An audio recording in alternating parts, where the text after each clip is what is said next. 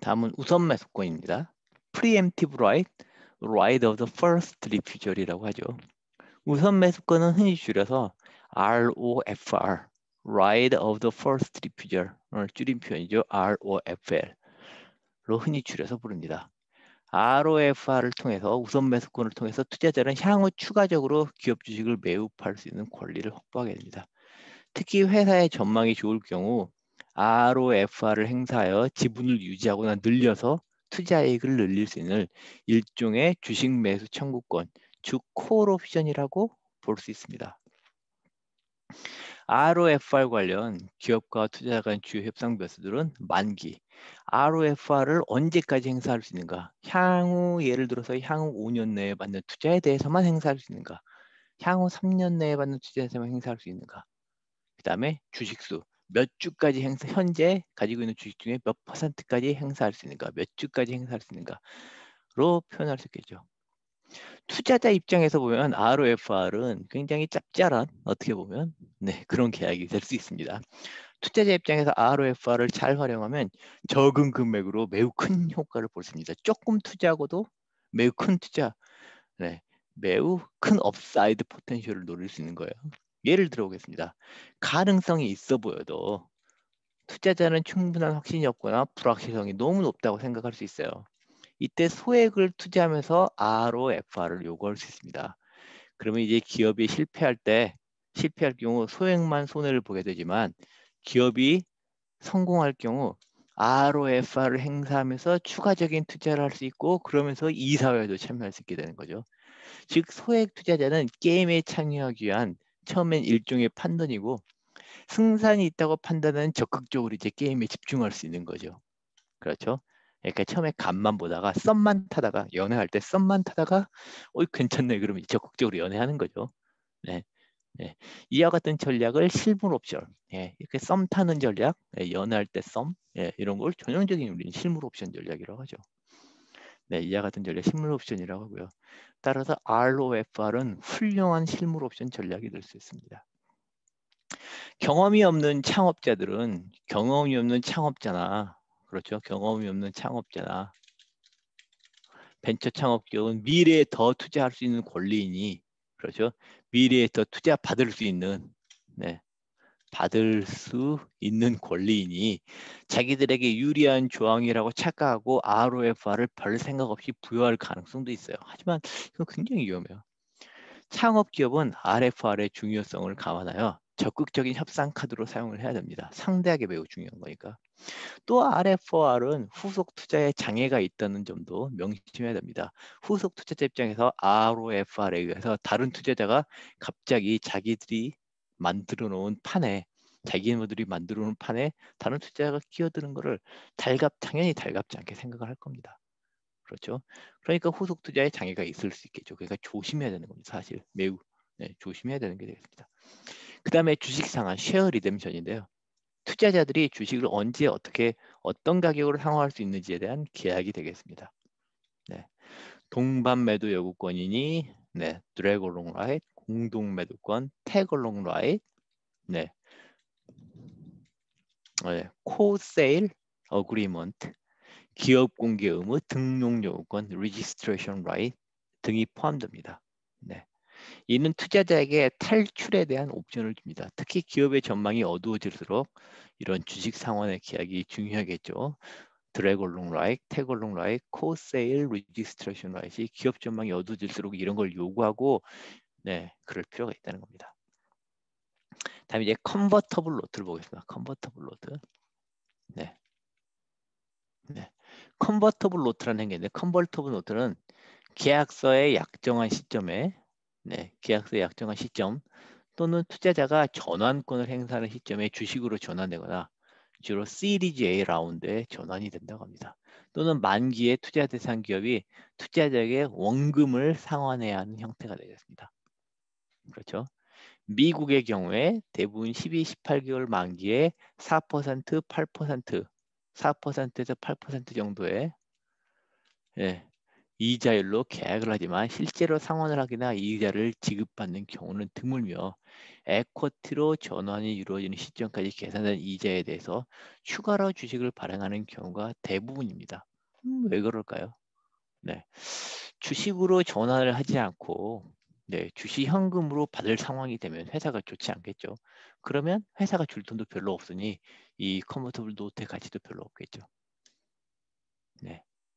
그래서 사실 컨버터블 노트를 가지고 있으면 이제 채권이 되다가 주식으로 전환되거나 이제 원금을 받는데 이 원금을 받는 상황이 그다지 가치가 없는 경우가 많아요. 밸류 해보면. 어쨌든 이외에 설명한 전환사채 컨버터블 본드와 비슷하나 전환을 위한 가치 한도, 밸류에이션 캡, 할인율, 디스카운트가 존재하고 전환사채에서 전환은 선택적인 권리나 컨버터블 노트는 조건 충족 시 자동 전환 된다는 차이점이 있겠습니다. 그다음 이제 중요한 게 전환사채인데요. 전환사채 제가 관련 뉴스라고 이렇게 연결해 놨는데, 네, 뭐 한번 네, 한번 클릭을 해보면, 네, 국채은행 제주항공에 2천억, LCC에 3천억을 지원한다. 네, 2020년 3월 15일, 이 코로나 사태가 막 터졌을 때, 네, 국채은행이 제주항공에 2천억, 3천억을 지원하는 거죠.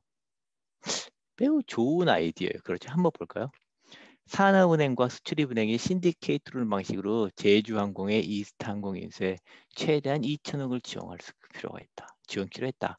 신디케이트로는 두 곳 이상의 두 곳 이상의 금융기관이 특정 차주에 일정한 조건으로 네, 그렇죠. 두 곳 이상의 산업은행과 수출입은행이 함께 특정 차주에게 네, 제주항공의 이스타항공 인수에 일정 조건으로 중장기 자금을 융자하는 걸 의미한다. 또 정부는 코로나19로 경영난을 겪고 있는 저비용 항공사에 세대 3천억을 지원하기 위한 구체적인 방안을 조만간 내놓기로 한 등 지원 대상을 중소기업에서 대기업으로 확대하고 있다. 그렇죠? 네, 2020년 3월 15일이면 코로나 쇼기 드디어 코로나 때문에 주가가 막 1,400대로 빠지는 그런 시점이죠. 네. 네. 특히 여행업에서 아주 직격탄을 맞은 그런 시점이 되겠습니다. 네. 네, 그래서 15일 금융권에 따르면 산은과 수는 제주항공의 이스타항공 인수자금을 신디케이트론 방식으로 최대 2천억 원 규모로 지원한다. 지원 규모는 제주항공의 인수계약금 545원과 제주항공이 이스타항공 유사증자에 필요한 자금 1,500원을 고려해 정해졌다. 이번 자금 지원은 제주항공의 요청에 따른 것이다.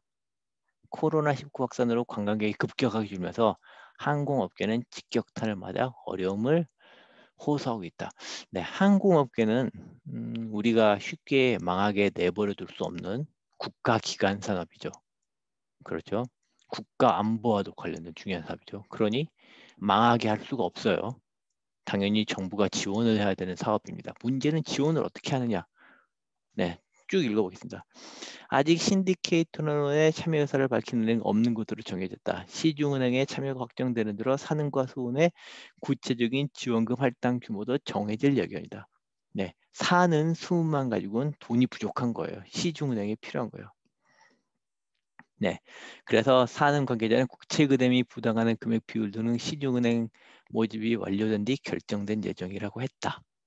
네, 민간이 남을 참여하면 네, 세금으로 결국 네, 국가 부채라고 살 수 있는 국제은행 부담한 비용이 줄어들겠죠. 하지만 시중은행들이 참여할 때가 미지수죠. 네, 코로나 2020년 3월 달에 은행들이 네, 여행사, 그것도 국내 저비용 항공사들의 대출을 해준다, 투자를 한다. 어려운 이야기겠죠. 네, 은행들이 왜 이런 말 나올 겁니다. 또 산업은행은 대출 심사가 끝난 일부 LCC에도 조만간 금융 지원에 나설 예정이다. 이는 지난달 정부가 코로나19 확산 어려운 상황에 처한 LCC에 최대 3천억 원의 유동성을 공급하기로 결정했다는 것이다. 네, 금융당국은 코로나19 확산으로 직격탄을 맞은 일부 업종의 경우 지원 대상을 대기업까지 확대하는 방안을 추진 중이다. 네, 항공관광등 업종의 1차 지원 대상으로 검토되고 있는 것으로 알려졌고 네, 지원이 됐죠. 당국이 대기업으로 지원을 확대할 경우 희정보증 및 유동화 회사 보증, PCBO 프로그램을 활용하는 방안 등이 검토돼. PCBO는 신용도가 낮은 중소 중견기업을 위주로 진행된 프로그램입니다. 회사채를 직접 발행하기 힘든 기업의 신규 발행 채권을 기초자산으로 유동화 증권을 발행해 기업이 저리로 자금 조달할 수 있는 제도다. 좋습니다. 제가 왜 이 기사를 갑자기 보여드리냐면 한번 아까 말씀드렸다시피 네. 아까 말씀드렸듯이 항공업계는 국가기관 산업이에요. 국가 안보와 도망가돼요. 그래서 정부가 지원을 해야 됩니다. 그래서 이제 정부가 지원을 해서 회사를 살려요. 네, 정부가 지원해서 회사를 살려요. 그러면 이제 코로나 끝나고 백신 맞고 코로나 끝나면 이런 항공사 주식들은 어떻게 되겠습니까? 주가가 올라가겠죠. 네, 그럼 올라가면 과연 그 회사들이 항공회사들이 잘해서 주가가 올라가는 건가요? 어려울 때 정부가 돈을 내서 살려줬기 때문에 사실상 국민 세금으로 항공사들을 살려줬기 때문인 거잖아요. 지원을 해줬기 때문이었잖아요. 굉장히 큰 리스크 테이킹을 하면서 항공사를 지원했을 겁니다. 네. 그러면 코로나로 이제 위기가 극복돼서 항공사 주식들이 폭등을 하게 되면 그 폭등할 때 당연히 업사이드 포텐셜을 세금을 낸 우리 국민들이 같이 공유를 해야 되지 않겠습니까? 그렇죠? 그러려면 어떻게 해야 되느냐? 당연히 금융 지원을 할 때 전환사채 계약을 체결해야 되는 거예요. 사실 제가 봤을 때 그게 정답입니다. 그래서 항공사 어려우니까 정부가 도와주지 않으면 망해요. 그러니까 론을 주는 거예요. 대출을 해주는 거예요. 대출을 하는데 전환사채 규정을 넣는 거예요. 대출해서 너희 살려줄게. 단 위기 끝나고 주가가 폭등할 때 우리도 주식으로 전환해서 우리도 업사이드 포텐셜을 날아가겠다. 매우 저는 그게 당연하다고 생각합니다. 당연히 그래야 된다고 생각해요. 일부 그렇게도 했는데 저는 그게 디폴트가 되어야 된다고 생각합니다. 네. 넘어가고요. 네. 그래서 전환사채는 기업의 특정 사건이 발생할 때 채권을 주식으로 전환할 수가 있습니다. 네. 그래서 업사이드 포텐셜이 보일 때 채권을 주식으로 전환하는 거죠. 네. 항공사에 구제금융을 했다가 네. 항공사들이 이제 무사히 위기를 넘기면 주가가 올라가면 그때 주식으로 전환해서 국민들이 이익을 공유할 수 있도록. 왜냐? 리스크를 테이크 해줬으니까. 그리고 구제금융은 굉장히 유리한 조건이잖아요. 그렇죠? 전환사채, 그래서 전환사채는 사실 나중으로 주식으로 전환할 수 있기 때문에 전환사채는 굉장히 이자율도 낮고, 네. 이자율이 낮은 채권이에요. 굉장히. 네. 바로 그런 것 때문에 낮출 수가 있는 거예요. 이자율을. 비싸게 채권을 팔 수 있는 거죠. 그만큼. 전환사채 발행과 관련해서 사채의 명칭, 사채의 종류, 사채의 권면 총액, 파밸류죠. 파밸류 및 권종수, 발행가액, 이율, 네, 표면이율, 만기보장 수익률, 발행일, 만기일, 인수급여 등 필수 조건으로 정해져서 이런 걸 써줘야 됩니다. 나중에 전환사채 실제 계약도 한번 기회 되면 보여드리겠습니다. 채권은 주식에 비하여 네, 현금에 우월한 네, 주식에 비하여 현금에 대하여 네, 우월한 권리를 갖습니다. 하지만 주식은 이익을 공유하기 때문에 상승 잠재력도 크죠. 채권은 원금까지밖에 아무리 잘 돼봐야 채권은 업사이드 포텐셜이 명확해요. 채권은 업사이드 포텐셜이라는 게 약속대로 돈 받는 거예요. 그렇죠. 주식은 프로핏 쉐어링이니까 업사이드 포텐셜이 무한대인 거죠, 사실은. 네. 참고로 채권은 현금으로의 우선권을 갖지만 최대 상승 잠재력은 결국 약속된 원금과 이자의 수치일 뿐인 거죠. 그렇다면 이제 전환사채가 무슨 역할을 하는지 명확합니다. 그렇죠? 기업이 채권에 명시된 현금을 투자자에게 제대로 주지 못하게 될 경우에 투자자는 채권을 주식으로 변환하여 위험을 감소시킬 수 있는 여지가 있다. 한편 기업이 크게 성공하게 될 경우에도 역시 전환사채를 주식으로 전환하여 그 이익을 취할 수도 있게 되겠습니다. 전환사채의 이러한 장점 때문에 전환사채 이자율은 당연히 전환권이 없는 일반 채권보다 비싸게 되겠죠. 네. 높다, 비싸다기보다 높다라고 하고 해서 높다. 네, 네. 그래서 채권 가격이 비싸다. 네, 일반 채권보다 낮다가 되겠죠. 낮다. 이자율이 당연히 낮죠. 이자율을 낮게 줘도 팔리는 거죠. 이는 기업 입장에서 저렴한 원금이나 이자로 자금을 조달할 수 있다는 겁니다. 요약하자면 전환사채는 투자자 입장에서 위험관리 효과와 주식의 장점을 일부 누릴 수 있어 더 많은 금액을 기업에 줄 수 있는 거죠. 네, 구제금융의 기본은 전환사채가 그래서 돼야 된다고 생각합니다. 지분에 대한 가치평가가 어려울 경우에 그렇죠. 뭐 은행들 그렇잖아요. 예, 금융위기 때 많은 돈을 투하해서 은행을 살려내요.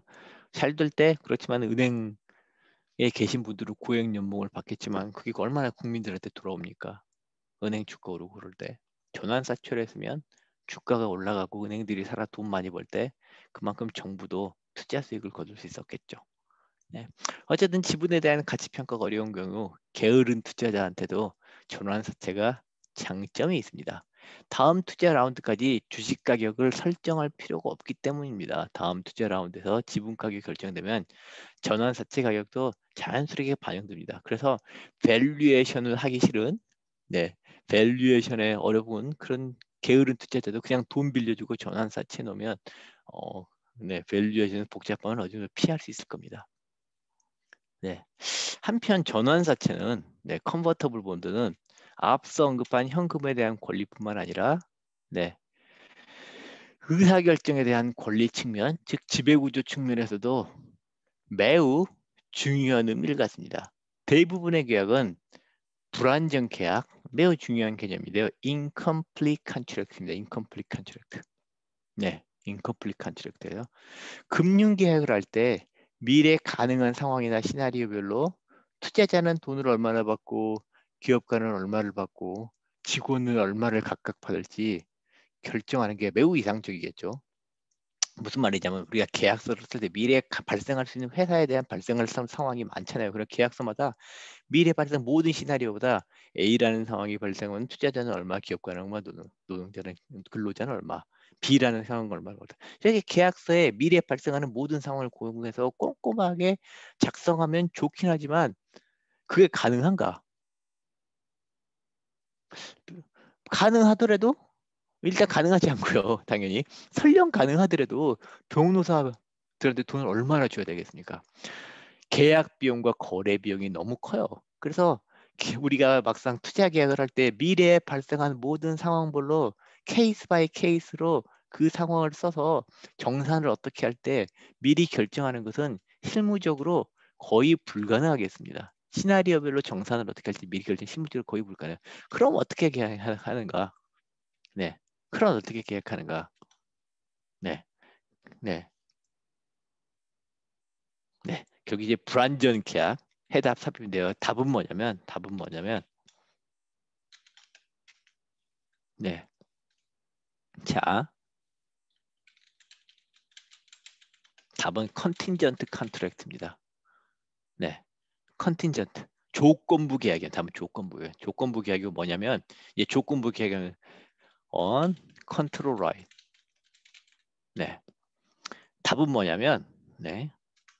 미래에 발생할 모든 상황에 대하여 그렇죠. 모든 상황에 대하여 각각 네.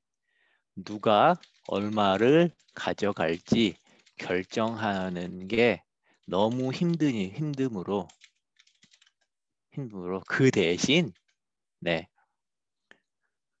관찰 가능한 정보를 기준으로 하여 누가 의사결정을 내릴지를 결정한다. 네, 즉 의사결정 권리를 배분하는 방식으로 문제를 해결할 수 있다. 네. 네. 결국 이제 거래할 때 케이스 바이 케이스로 넌 얼마 나눠주면 제일 이상적이죠. 그게 어려우니까 그 대신에 어떤 상황이 발생하면 너가 경영권을 갖고 어떤 상황이 되면 누가 경영권을 이렇게 하는 겁니다. 예를 들어 회사 성과가 특정 회사 성과가 좋아우 특정 지표를 넘는 좋은 성과를 보이면 특정 지표를 좋은 성과를 보면 창업가나 경영진이 의사결정을 하고 그렇지 않은 상황에서는 그렇죠. 투자자가 의사결정을 할 수 있다. 네, 이런 거예요. 네, 전환사채가 대표적이다. 그렇죠. 왜냐하면 회사가 상황이 좋지 않으면 네, 채권을 그렇죠. 네, 회사가 상황이 좋거라서 그렇죠.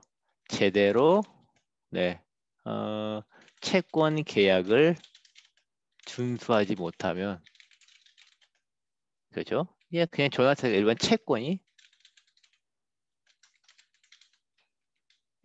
채권이 주식이 되면서 투자자가 그렇죠. 채권자가 경영권을 가지게 된다. 채권자, 채권단. 네, 네. 이런 게 이제 대표적인 예가 되겠습니다. 채권 계약이 그래서 네, 의사결정을 배분하는 뭐 스텝 바이 스텝으로 케이스 바이 케이스로 의사결정을 너무 힘드니까 어떤 상황이 되면 너가 대장해, 어떤 상황이 되면 너가 대장해 이렇게 이제 나눈다는 거죠. 그리고 이제 채권 계약이 그런 거고요. 전환사채 계약도 마찬가지인 거죠. 네, 그래서 경영권을 행사해서 상황이 매우 회사 자본이 놓아지면 주식으로 해서 프로핏 쉐어링 나와주고 끝나는 거고 아닌 경우에도 이제 네, 채권단이 이렇게 가지게 되고 그렇게 되는 겁니다. 네, 전환사채 때문에 경영권이 넘어가지는 않으니까요. 그렇죠?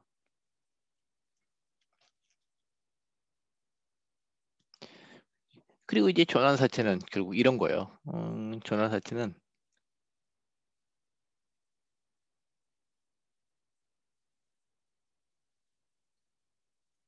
네, 그죠. 결국 이제 전환사채의 주요 변수는 액면가 이제 파란색으로 제가 색칠을 체크를 해놨습니다. 체크를 해놓겠습니다. 네, 답이니까. 네. 한편 전환사채 계약의 주요 변수는 액면가 이자율 전환을 가능하게 해주는 이벤트 사건이 되겠습니다. 이외에도 투자자 입장에서 더욱 매력적인 계약을 만들기 위해서 신주 인수권이나 기업 입장에서 매력적인 전환에 대한 제약 조건, 캡을 준다든가, 네, 그렇죠. 주가가 너무 올라가면 주기가 아깝다. 네, 캡을 줄 수가 있는 거죠. 회사가 너무 잘 돼버려요. 그 다음에 전환 이벤트, 컨버전 트리거를 창의적으로 디자인하는 것 가능하지만 보통 다음 단계 펀딩에 함수가 되는 경우가 많다. 네, 예를 들어 시리즈 A에, 넌 시리즈 A 때문에 시리즈 B에. 네, 여기서 시리즈 A 펀딩이랑 기업이 어느 정도 실적이 생기기 시작할 때 받는 투자를 의미합니다. 예를 들어서 사용자 기반 수익이나 기타 성과 지표가 정의가 되는 시점의 펀딩이 되겠습니다. 기업은 시리즈 A 펀딩을 통하여 제품을 향상시키고 사용자 기반을 강화하면서 지속 가능한 경쟁력을 본격적으로 개발할 준비를 하게 되는 거죠. 그에 반해 이제 시리즈 B 단계의 펀딩은 이제 개발 단계를 넘어서야죠. 사업을 본격적으로 확장하는 단계에서 발생하는 경향이 있습니다. 일종의 성장 금융, 여기서부터 이제 그로스 파이낸싱이라고 하죠. 이미 상당한 고객 기반이 형성된 회사이고 도약을 위한 가능성을 입증한 기업들이 대상이 되겠습니다. 가능성을 실현시키려면 연구개발, 광고, 인재 확보 등이 필요하며 시리즈 펀딩은 이를 해결합니다. 시리즈 C 펀딩각에 가게 되면 네, 벤처 창업 기업이 매우 성공적이었다는 것을 의미하는 경우가 많습니다. 입증된 경쟁 우위를 바탕으로 시리즈 C 펀딩을 통해 사업을 빠른 속도로 확장하고 사업 다각화, 신제품, 신시장 진출 등을 추구할 수 있겠습니다. 필요하면 다른 회사를 인수할 수도 있겠습니다. 그에 반해 시리즈 A 이전에 일어난 진짜 얼리 파이낸싱은 우리가 종자 펀딩 또는 시드 펀딩 펀딩이라고 하고 그 이전에 일어나는 거 종자 펀딩 이전의 금융은 종자 이전 펀딩 또는 프리시드 펀딩이라고 합니다. 이러한 프리시드 펀딩은 창업자가 사업을 시작하는 기간에서 사업을 시작할 때 발생하는데 사업을 위한 씨앗 기금이라고 할 수 있는데 본인의 마이너스 통장이나 지인들의 펀딩을 받아서 시작하고 그런 거 같죠. 우리나라는 이제 창업 예비 사업 등 예, 초기 창업, 예비 창업 네, 이런 거죠. 정부 지원 사업을 활용할 수도 있습니다. 지분 계약보다는 주로 차입이나 보조금으로 펀딩이 이루어지는 경우가 우리나라에는 많죠. 네, 우리나라에서는 네. 시드 펀딩 단계에서부터 이제 보통 지분 계약이 시작되고요. 이 시드 펀딩, 종자 펀딩은 벤처 창업 기업의 최초의 공식적인 자금 조달이라고 볼 수 있겠습니다. 네, 시드 펀딩을 이용하여 기업은 시장 조사, 연구 개발 등 활동을 시작하고 기업이 생산할 산출물의 형상을 기획하고 그렇습니다. 네, 이제 회사를 처음 이제 셋업을 하는 거죠 여기서부터. 그래서 회사다운 회사를 만드는 거죠. 시드 펀딩은 이제 지인이나 벤처 캐피탈을 비롯한 스타와 다양한 이해관계자도 받을 수 있습니다. 그러나 역시 가장 중요한 투자 자금은 인큐베이터나 엔젤 투자자 집단이 되겠습니다. 이들은 입증되지 않은 신생 기업이나 매우 불확실성이 큰 벤처 창업 기업의 지분 계획을 통하여 전문적으로 이렇게 투자를 하게 되겠습니다. 시즈 펀딩 사이에서 필요한 금융은 네, 시리즈 사이에서 네, 시리즈 A와 시리즈 B 사이, 시리즈 B와 시리즈 C 사이 등등 시리즈 펀딩 사이에서 필요한 금융은 주로 대출 계약을 통해서 이루어지는데 이를 브릿지론 또는 다리 대출이라고 합니다. 대표적인 형태가 벤처 채권 계약, 벤처 뎃이라고 합니다. 네, 그래서 벤처 뎃 컨트랙트. 네, 벤처 뎃 컨트랙트는 다음 비디오에서 보도록 하겠습니다.